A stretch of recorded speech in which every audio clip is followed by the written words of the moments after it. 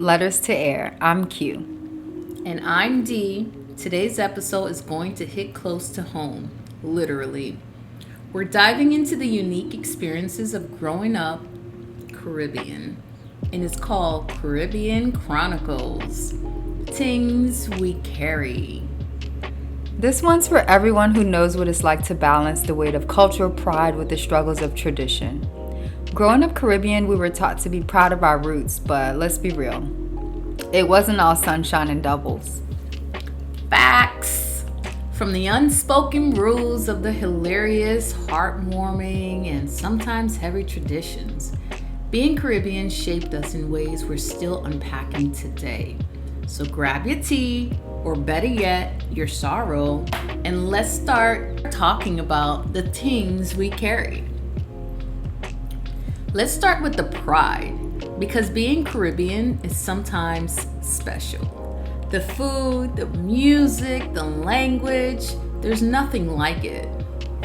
Absolutely. You hear soca and your whole body just moves. You eat some curry goat or ackee and saltfish and it feels like home. And the way we mix English with patois or Creole, that's poetry in motion. And let's not forget how resilient we are. Our ancestors survived the unthinkable, and that strength runs through us. Being Caribbean means carrying a history of resistance, resilience, and rhythm.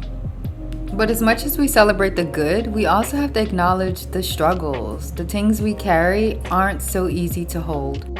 For me, growing up in a Haitian household came with a lot of pressure.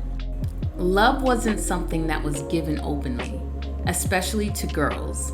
Instead, we were raised to serve.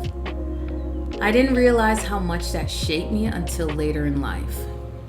I struggled with low self-esteem because I was constantly criticized, especially by close relatives. I was told I wasn't good enough or competent enough, like when they asked me to translate English words to Creole. And if I didn't get it right, the insults would come.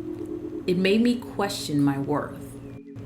And when traumatic events happened, they were dismissed. Children didn't have a voice in our culture. We were expected to endure and move on. There was no space for empowerment, no lessons on how to be an entrepreneur, and no room to explore our own identities. I carried all of that with me until adulthood. That's real, D. And it's heartbreaking because that dismissal of children's voices is so common in our culture. You're taught to stay silent, endure, and serve without question. As a Trini, I experienced something similar. In our culture, women were servers. We were expected to take care of the household, the siblings, and the family traditions, no matter how much it cost us. As a middle child, I was stuck in the middle of everything, literally and figuratively. I couldn't live out my youth because the responsibilities that were placed on me. What made it harder was the unspoken rule that family trauma stayed within the family. Even when painful, traumatic events occurred, we weren't allowed to talk about it or find solutions. The expectation was to sweep it under the rug and keep moving. That weighed heavily on me, especially as I got older and realized how much of myself I had lost in trying to carry all of that. That's so powerful, Q. And it's a story that many Caribbean women can relate to. We're taught to sacrifice our identities for the sake of our family, and something we're still unpacking today. For me, breaking free started when I began to unlearn those messages about my worth and identity. I had to teach myself I was more than my ability to serve others. Therapy helped me find my voice, and it gave me the tools I needed to let go of the guilt and start building a life that was mine, not one dedicated to others or their expectations. Same. My journey was about breaking the silence. I started talking about the things my family told me not to talk about, the pain, the trauma, the sacrifices. It wasn't easy, but it was freeing. And as I began to find my voice, I started reclaiming my identity. But here's the thing, we don't have to throw everything away. There's so much beauty in our culture And we can carry that forward while leaving the parts that no longer serves us.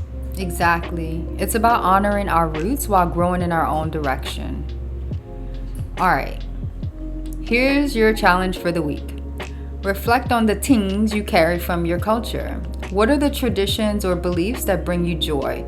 And what are the ones you're ready to release? Write it down, share it with someone, or let us know. And if you feel like sharing, DM us, email us, or tag us on social media.